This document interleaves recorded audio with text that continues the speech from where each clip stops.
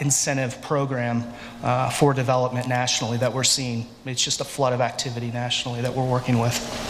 And it's just a one-page form, the 8996? Yeah, I think it's a two-page form, but the meat of that form is on one page, essentially. Yeah.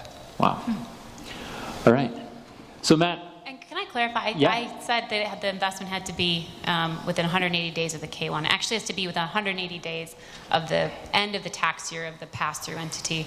But you can make the investment earlier. So if you have an interest in a partnership or an S corporation and it sells a property and you know you're going to be allocated a capital gain, you can make that investment within 180 days of when the entity sells it, or within the 180 days of the end of their taxable year. So if they're a calendar year taxpayer, your 180-day clock starts January 1. I'm glad you mentioned that. I didn't mention this. So you have 180 days to park your gains into a fund. What's the timing of the fund? It's essentially another 180 days to get it down to the qualified opportunity zone business. So that gives you about a year window from, really the investor realizing those gains until the funds get down to the project level. And we'll talk about some other, questions or issues as far as like the 31-month working capital window that gives us even further allowance to get construction done. So, but I just wanted to mention that the fund has 180 days to deploy those proceeds after they receive the investor's capital gain investment. Great, thank you. So, Matt, we wanted to touch on these substantially all improvements, but then also the timeline. Once you put the money into a fund, it has to get deployed over a certain number of months. And you also have some safe harbor. There's some limitations on how much cash you can keep without deploying it during that time. Can you elaborate on those? Yeah, so I think Matt did a great job of summarizing the substantial improvement obligation. The second issue that Bryan just identified is, so as has been laid out already, the taxpayer has to get this deferral, is going to have to invest in equity in a qualified opportunity fund.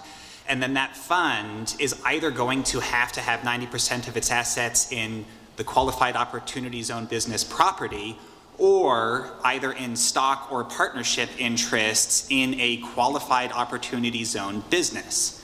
So the obligations to qualify as a qualified opportunity zone business, there are several of them.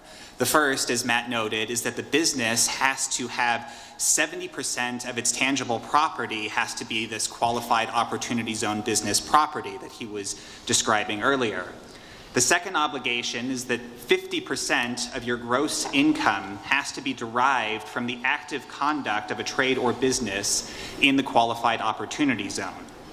The third obligation is that a substantial portion of your intangible property has to be used in the active conduct of a business in the qualified opportunity zone.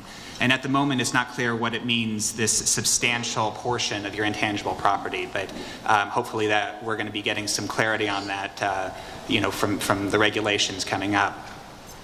So then the last obligation to qualify as a qualified opportunity zone business is the point that Matt was identifying, which is that you have to have less than 5% of your property.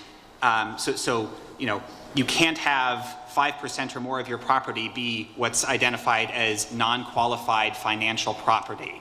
And that includes things like stocks and bonds.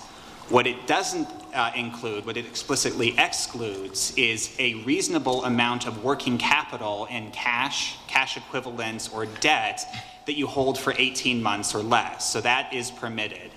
That you can have over the 5% as long as it's that kind of property.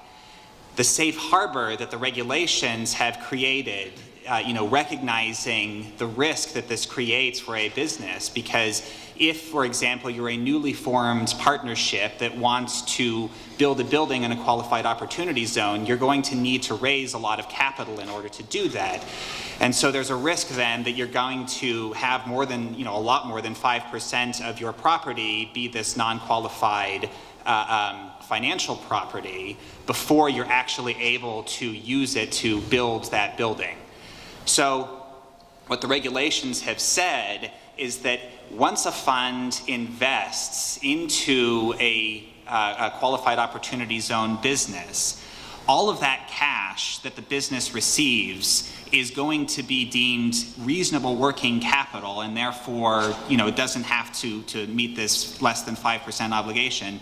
It will be deemed reasonable as long as it meets the following requirements. First, the cash has to be designated for the acquisition, the improvement, or the improvement of, or including construction of property within the qualified opportunity zone. Second obligation is that there has to be a written plan that lays out how you're going to use that cash to do that acquisition, construction, etc., within a 31-month period beginning on the day when you actually receive those assets. And then the last obligation is that you actually have to spend those assets in substantial accordance with that written plan. As long as you meet all of those obligations, then that cash influx that you got isn't going to put you over the 5%, so you can still qualify as a qualified opportunity zone business. The other benefits of that approach is any income that you receive from that working capital during that 31-month period is going to be deemed to contribute to that 50% gross income requirement that I mentioned earlier, that the 50% has to come from the active conduct of a trade or business in the opportunity zone. And it can also allow you to meet that obligation to have a substantial portion of your intangible property used in the active conduct of a trade or business in the opportunity zone. So it's a fairly beneficial carve out there. Clear as mud. No. This is what I love about opportunity zones. It's fairly simple. It's like a one-page form, 3 simple things. Yeah. You get into the details and it gets really mucky after a while. And that 5% non-qualified financial property rule, a lot of these regulations are, this program is somewhat of a derivative of new market tax credits. They really piggybacked that 5% non-qualified financial property rule based on new markets. And I always I like to ask the reason why. Why did they create that? And really, I think they're trying to dissuade developers from land banking or receiving capital and just holding it for 10 years, doing nothing with it. So they're trying to push the developers to utilize that cash. They just can't sit on cash for 10 years and then unwind the transaction. So, great segue into what I was going to ask Kevin, is from a broker perspective dealing with potential property owners, what I like about opportunity zones is they can't really buy and sit on the land. So if you're dealing with someone who owns a piece of property or is looking at property, how would you advise them on the benefits of, let's say I currently own a property in an opportunity zone and I maybe want to sell it. Does it make my property more valuable? Maybe. The reality is that, as a commercial real estate agent, you see a lot of influx of people who are interested in whatever's new and trendy and hip that day. And so everyone is, calling us saying, hey, what about this opportunity zone? I want to invest in opportunity zone. Originally it was, what's up with Tesla, then what's up with Bitcoin and blockchains and keto diet and avocado toast. What's cool that day? And now we're talking about opportunity zones. So everyone's calling saying, what can I do? What should I do about it? Both from a buyer's perspective and a property owner's perspective. The reality is that people who come in, they want to invest in an opportunity zone from an investment standpoint. It's not right for them. You have to, like he was saying, and obviously everyone else on this panel, they'll tell you how to run the investment. I'm looking at it from the investment itself standpoint, saying we can't chase bad deals just because they're in an opportunity zone. First and foremost, the deal has to make sense. And so will the opportunity zone property be worth more?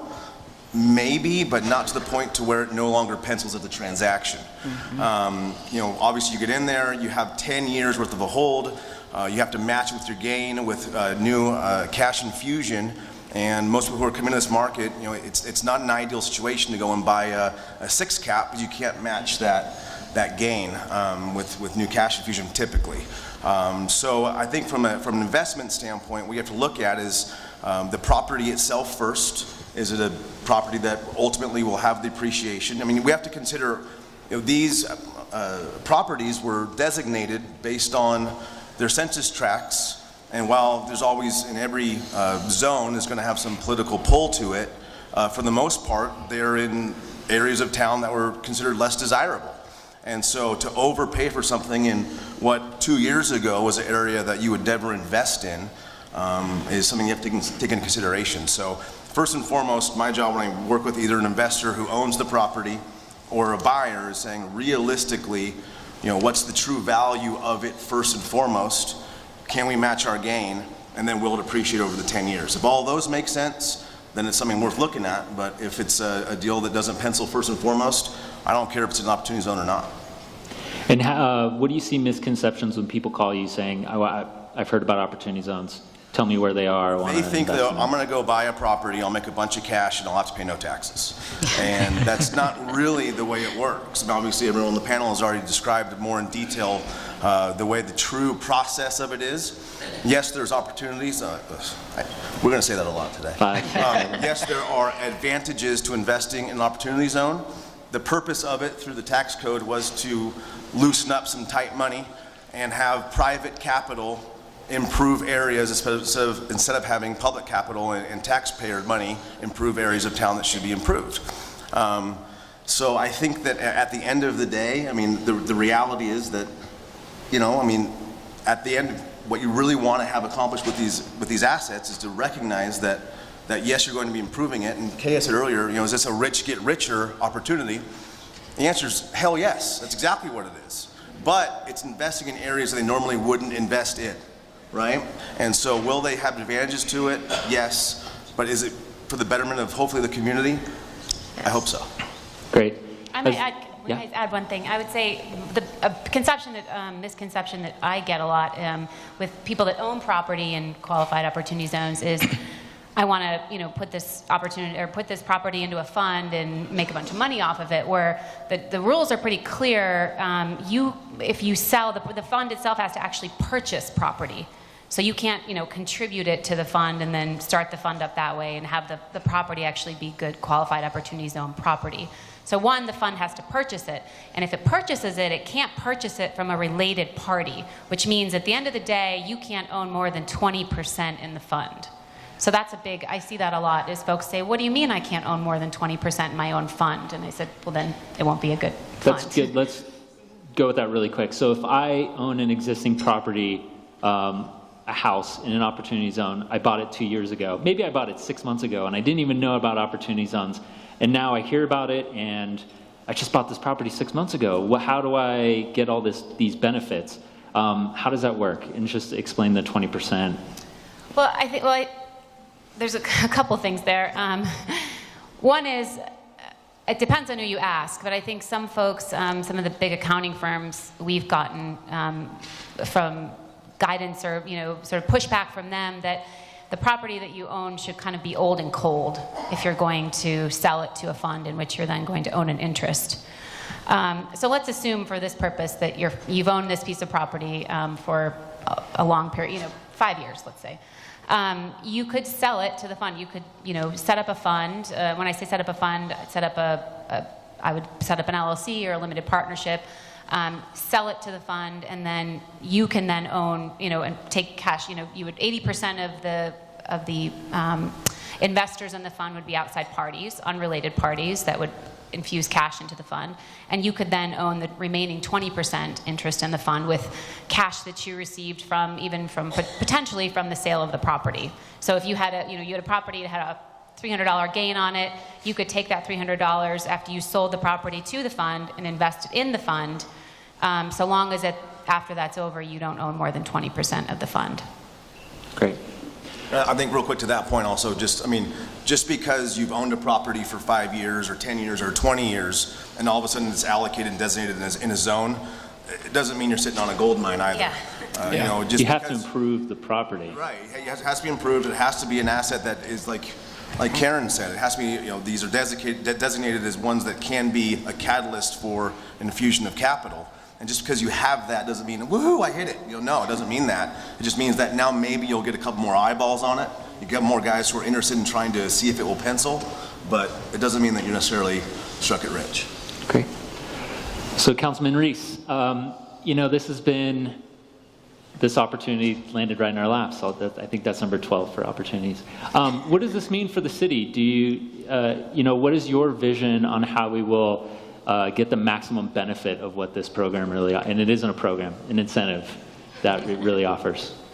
Well, I think on mornings like this, I'm reminded why it's nice to be surrounded by people who are much smarter than you are, because the people on this panel have the practical knowledge about these opportunities to allow all of you to benefit from that. And the question I asked myself when I was asked to be on the panel is really what does it do for cities and counties and municipalities and the state?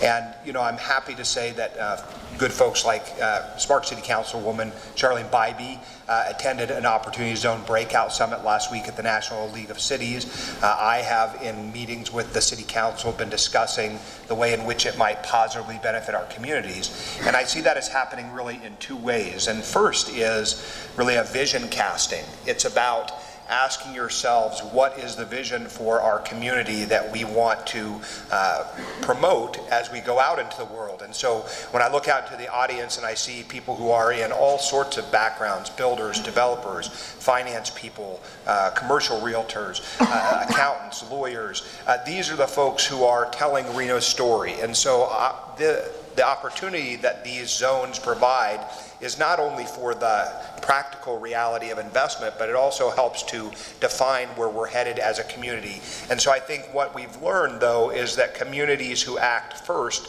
are going to be the ones who have the most opportunity to sort of parse out the investment. And so it is important that our community jump in with both feet. And, a month ago, this gathering was not planned, and I look out into the room and see all of you here, and it's very encouraging to me.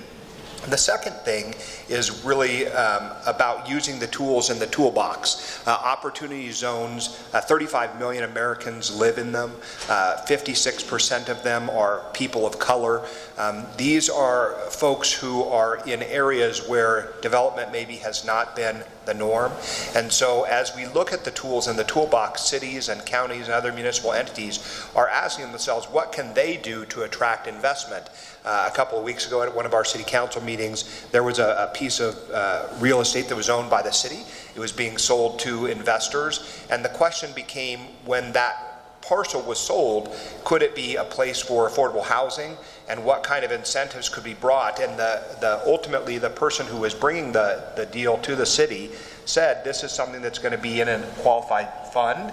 It's going to be something that will be allowing for this type of development. And we were able to allocate a certain portion of the rental units to affordable housing. And so in that regard, whether or not the math, as Kevin has talked about it, is really what you're looking at from a standpoint of an elected, we're looking at not only that, but we're also looking at what does the investment mean for our community.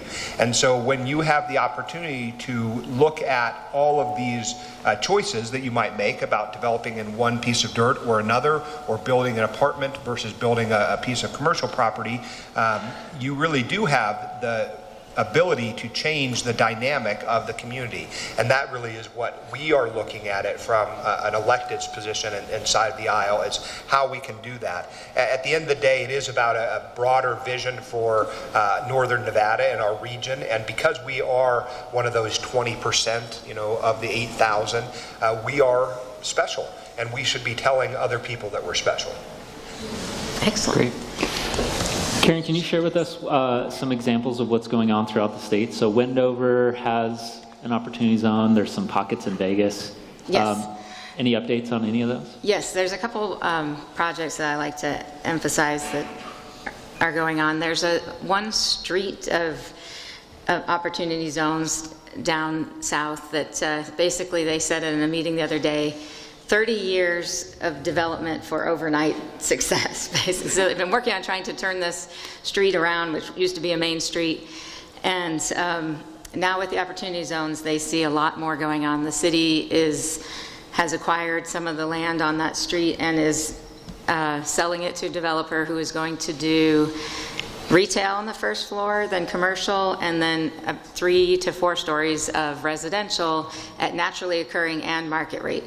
So not necessarily low income, but since it's all new, it's not displacing anybody. And the only person that's getting displaced is a bail bondsman, which I think is okay, personally, for all that additional economic development. And what I really like about that project is that they're using new market tax credits to develop the first 2 floors. So what I think is a great advantage is to be able to combine different programs, new market tax credits, historic tax credits, potentially low-income housing. There's also programs to help train employees out there with the Nevada Job Connects and so forth that I think it should be looked at by cities and the state on how to bring those together to fully catalyze the project. So that's one of them. And then another one is in an infill location that is very similar. It has retail, commercial, and then residential. So we're not displacing anybody, but we're turning that whole area around by adding additional units to live in. So infill, mixed use, affordable housing. We haven't touched on the business aspect, but you had talked about new market tax credits, historic tax credits. Can you elaborate in how you can stack these and how it's different from maybe 1031 exchanges? A lot of people say this program is a 1031 exchange on steroids. I think Vince Griffith told me that. So with, we're consulting. We've got about 40 plus consulting engagements that we're working with nationally. I would say five or six of them are layering in new market tax credits and or historic tax credits. We've got one specifically in my home city in St. Louis. It's about a $200 million plus development. It's a repurposing of an old foundry building. They're using historic tax credits and opportunity zones investments in that as well. So yeah, I mean, there's a way to do it. New market tax credits, when I say within parallel, are you funding the opportunity zone funds through the new market structure? Now that adds some complexity. We're not there yet. We've conceived some ways to structure it. We have a way to do it. We just need a community development entity to be the first ones to jump in that pool, but we'll see. So with incentives, yeah, that's definitely the ability to do that, layer that in. 1031 exchanges, yeah, that's a hot topic that we always get a question. The nice thing is you don't have to find like-kind property. That's the biggest thing is I'm selling a $10 million development. I have to go find this $10 million development. Those capital gains on a 1031, you have to invest all of them.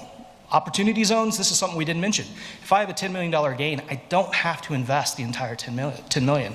I can pay tax on $5 million of it and then invest the remaining $5 million. So those are some of the two biggest items that I see as like a win between the 1031. And honestly, if you look at a 1031 and talking to developers, and they tell me specifically when they look at opportunity zones and 1031s, the only way to get out of a 1031, in their opinion, is die.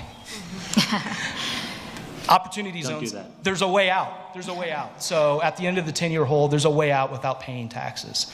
So I would add the gains are fungible too.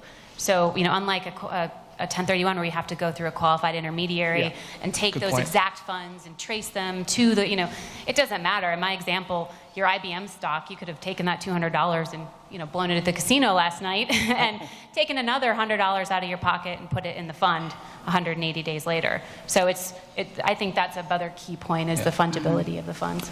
Now, most projects aren't going to be 100% funded through opportunity zone funds.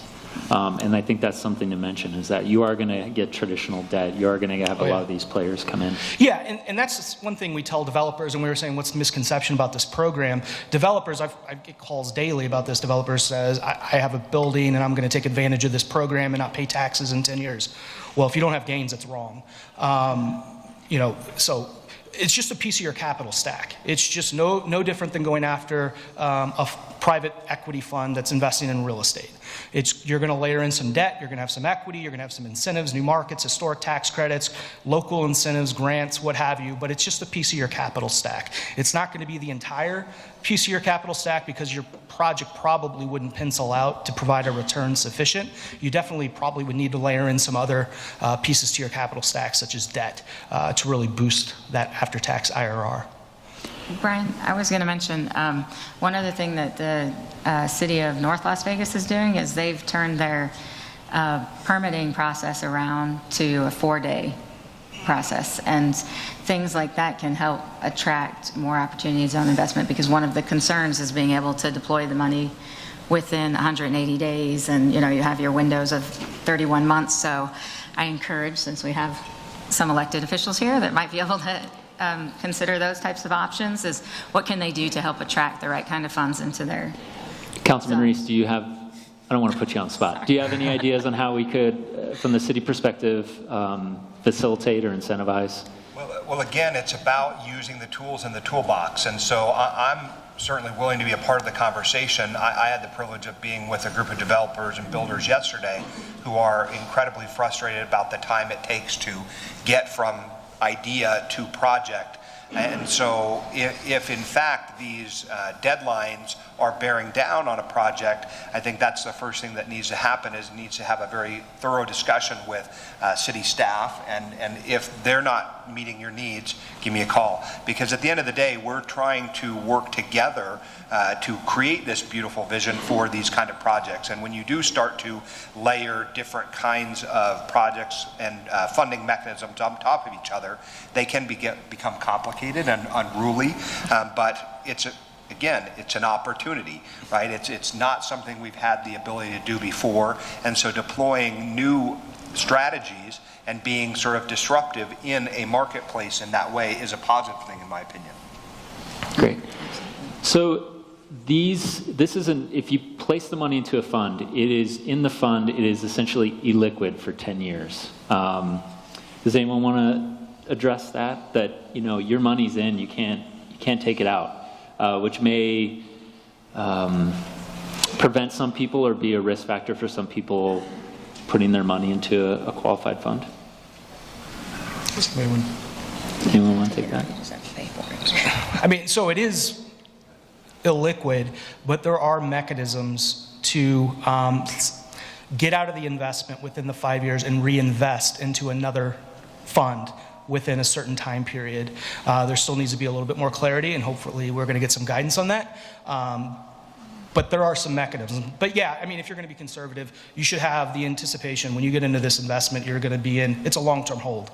And that's, you know, we're working with a lot of private equity groups, funds. Traditionally, they want to get out of the deal in 5 years. And so they're having to get comfortable with that 10-year hold anticipation. Again, there are some mechanisms to get out and reinvest into another project within a certain time period. But yeah, you should have a long-term horizon on this investment. Definitely a Warren Buffett style approach of investing into the development.